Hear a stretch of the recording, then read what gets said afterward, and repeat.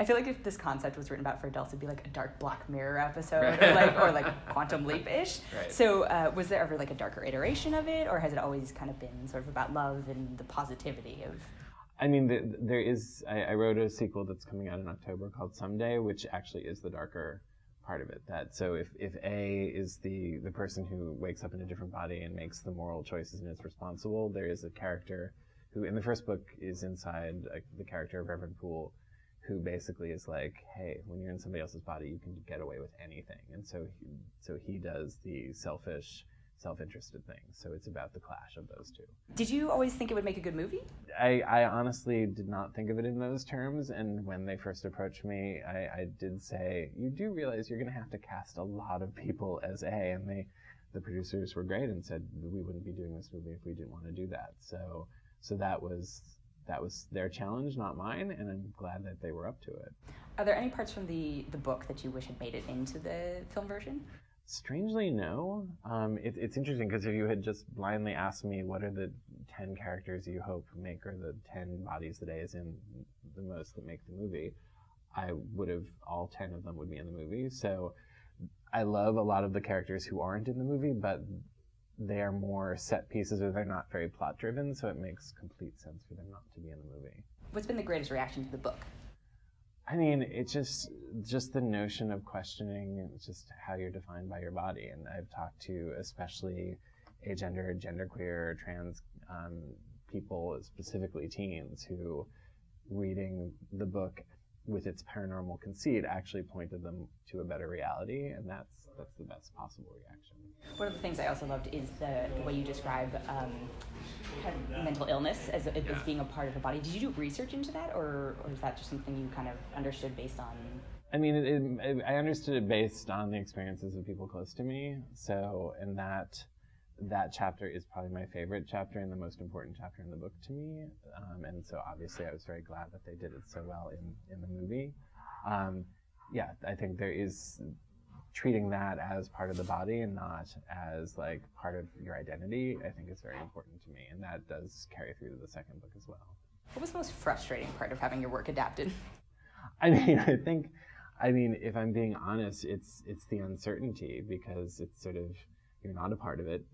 They go off, you visit, you talk to people, but you don't know. And I knew that they were not going to change the ending, for example, but certainly the first time I saw the movie, I sat there in fear, being like, what if they change the ending? What if they do something different? And especially since I was writing the sequel at the time, I was like, this could make my life miserable if things change. So I think that was the hardest part, was that uncertainty of not having control and sort of giving your story over to somebody else. And again, in this case, I completely trusted the director, the producers, and certainly the writer.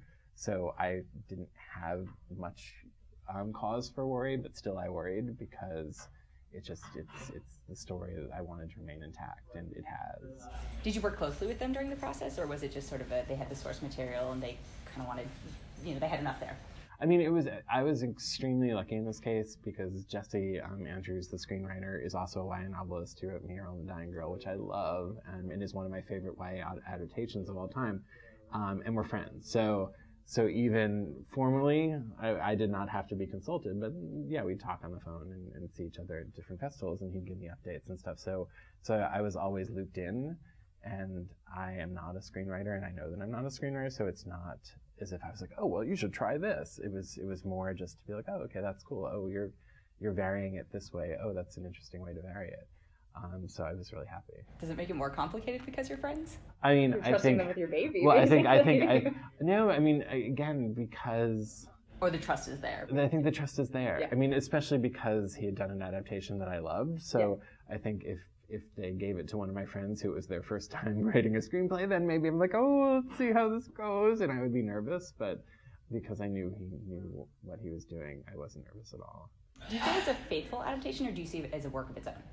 I mean, I think it's an extremely faithful adaptation. That I think that the changes they made are so in the spirit of the book, and it was very strange. I mean, some of the changes, quite frankly, like I wish I could go back and change the book and put them in, because they just make the story make even more sense.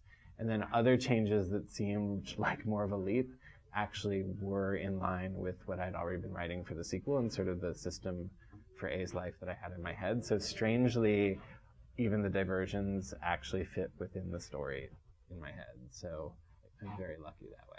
I feel like the older I get, the exponentially like less connected I feel to the youths and generation. And how do you kind of still connect to that audience and mindset? I mean, I think emotionally it doesn't change very much. And so I think thinking back emotionally to my own adolescence, and also just I think my emotions now are not so far. I mean, some of the issues there of, oh, who am I? Like figuring out your identity, wanting to belong, wanting the people you love to see you for who you are. Like, you don't turn 21 and suddenly all those issues go away. So I'm in touch with that. And again, I think I'm very much plugged into just the world of teenagers. Is very much our world now. It's, if anything, our world becomes more teen-centric than less. And so I'm plugged into that.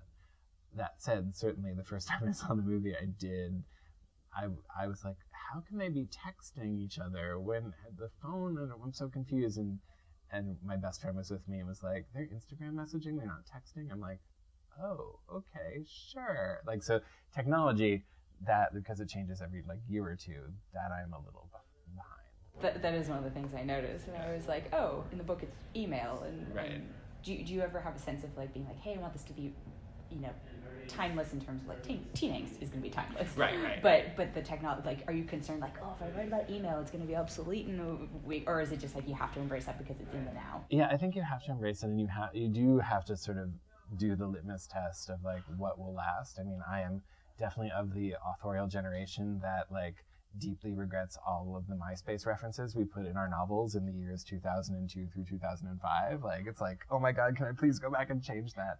And so it took me years to mention Facebook in a novel, because I was like, what if Facebook is the next MySpace? What if it goes away in a year? And suddenly everyone's like, what's that?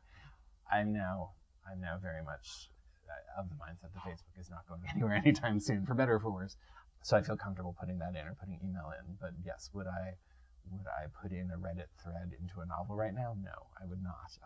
Or would I put in even Tumblr or Instagram? Like, I don't know what that's going to be in 10 years, so I'm not sure that I would put them in quite yet.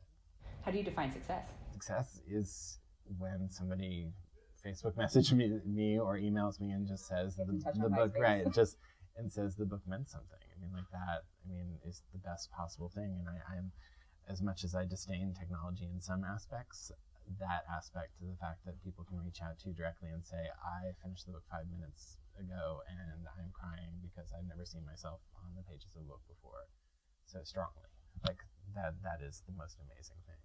What's some of the worst advice you've been given? It's interesting.